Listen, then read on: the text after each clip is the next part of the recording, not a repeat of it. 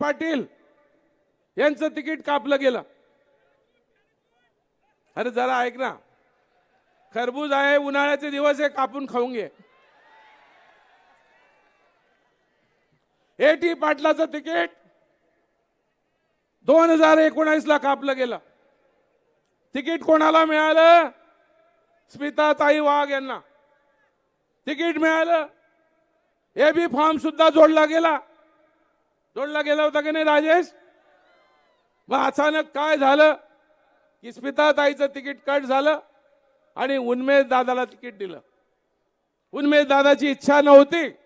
14 ते 19 ते माझ्याबरोबर विधानसभेत होते, पण आदेश आला, पक्षाचा आदेश मानला। त्याच्या मागे क सूत्रधार कोण होता? मंगेश चव्हाण। पैसा हरामाचा खूप झाला, कधी विधानसभेत जाईल आणि कधी या निमित्तानं मला आमदारकी मिळेल या भावनेतलं संकट मोचकाला सांगितलं की उन्मेषचं कट करा, विधानसभेचं तिकीट, त्यांना प्रमोशन द्या। त्यानं आदेश मानले, खासदारकी लढली आणि मला वाटतं महाराष्ट्र राज्यात दुसऱ्या क्रमांकाची मतं घेऊन तो विजयी झाला की नाही? मग असा काय गुन्हा झाला होता की आता उन्मेष दादाचं तिकीट कापण्यात आलं? कोणाला परत दिलं गेलं? कोणाला दिलं? आता त्यावेळेला त्या वाईट होत्या, आता चांगल्या कशा झाल्या? रात्रीतून काय चमत्कार झाला? मी सांगेल, उन्मेष तुला सलाम आहे की योग्य वेळी तुम्हाला जाग आली आणि तुम्ही महाविकास आघाडीच्या माध्यमातून उभाटा गटामध्ये प्रवेश केला। मी जाहीर अभिनंदन उन्मेष दादाचं करतोय, मी जाहीर अभिनंदन करण पाटलाचं करतोय, माझा पुतण्या आहे। पण वाईट वाटायचं की चुकीच्या मार्गाला जाऊन राहिलेले आहेत, चुकीच्या मार्गाने ते नेतृत्व स्वीकारलेलं आहे।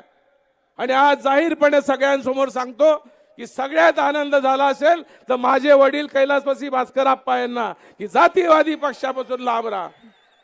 आणि म्हणून एक उदयोन्मुख नेतृत्व करणच्या माध्यमातून निर्माण झालंय। करणचं नाव आल्यापासून यांची सर्व हवागुल झालेली आहे। एकच वाद आणि करण दादा सगळीकडे पसरलेला आहे, पसरला आहे की नाही? आता ही निवडणूक 43 डिग्री 44 डिग्रीच्या तापमानानं तापलेली नाही।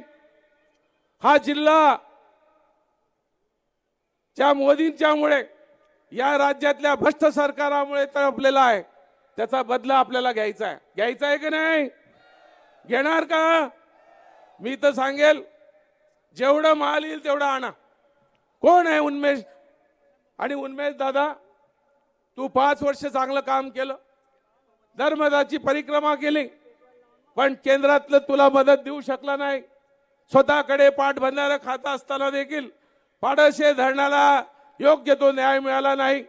ते अनिल भाईदास पाटील सांगतायत की 5,000 कोटीची प्रमा मिळाली। प्रशासकीय मान्यता म्हणजे पैसा असतो का आबा? पाडशे धरणाची सुरुवात तुम्ही केली, अंमण्याला खऱ्या अर्थानं तुम्ही चालले आणि आज हे फक्त कालर उडवण्यामध्ये राहत आहेत। मित्रांनो, आज सगळेजण आपण शेतकरी कुटुंबातले आहोत। कापसाला भाव मिळाला का? मग याचा बदला आपल्याला घ्यायचा नाही का?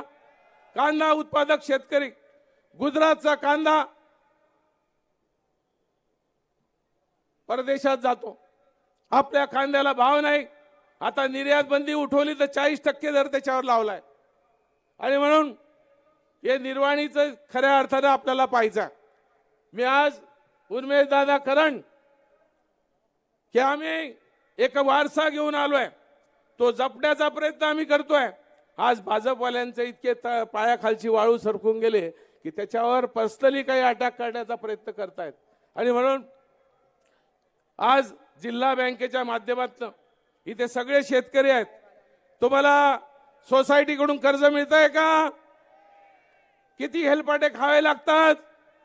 जर यांचं सरकार आहे तर यांनी तो आदेश बदलावायला पाहिजे होता, तो बदलला नाही। आज आम्ही रस्त्याने जातो, पोलीस आमच्या गाड्या अडवतात। उन्मेष दादा, रस्त्याने जर गेलो रात्री बेरात्री आमच्या गाड्या अडवल्या जातात, आमचे डिक्या उघडले जातात। पण मला एक गोष्ट आता कळाली की एक सत्ताधारी जिल्ह्याचा अध्यक्ष, जिल्ह्याचा एक पक्षाचा अध्यक्ष, त्याच्या गाड्यात त्याच्या मुलानं आणि त्याच्याबरोबर असलेल्या एक सहकार्यानं 4 मुलांना उडवली, 4 लोक उडाली, 4 लोक मेली आणि एक जखमी झाली. त्यांच्या गाडीमध्ये ड्रग अडवले. हा ड्रग कुठून येतोय? हा 40 गावाकडून येतो का? कुठून येतोय? पोलीस त्याचा तपास करत नाही का? काय चाललंय जिल्ह्यामध्ये?